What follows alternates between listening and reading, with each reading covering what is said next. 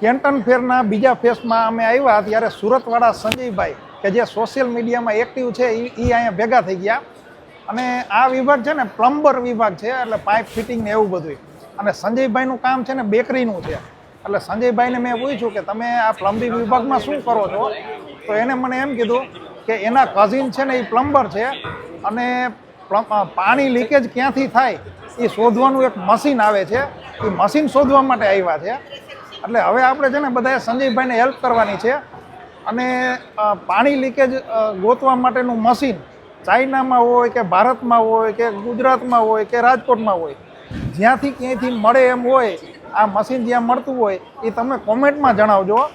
એટલે સંજયભાઈના કઝિનને કામ આવશે અને તમારામાંથી કોઈ પ્લમ્બિંગની હારે કોઈ સંકળાયેલું હોય અથવા કોઈ રિલેટિવ હોય તો એને આ મશીન કામ આવશે. એટલે તમે છે ને ખાસ કોમેન્ટમાં જણાવજો. અને સંજયભાઈ, તમે સંજયભાઈને કહું એ શું કહેવા માંગે? હા મિત્રો, અમે જ્યારે અલ્પેશભાઈના વિડીયો જોતા હોય તો એવું નથી કહેતા ભાઈ આપણે પાછળ રહી ગયા ને આગળ રહી ગયા.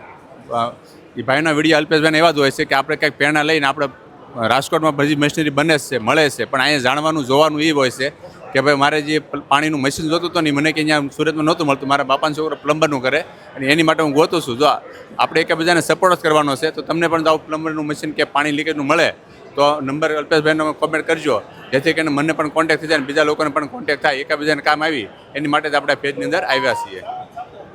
ચાલો, બાય બાય.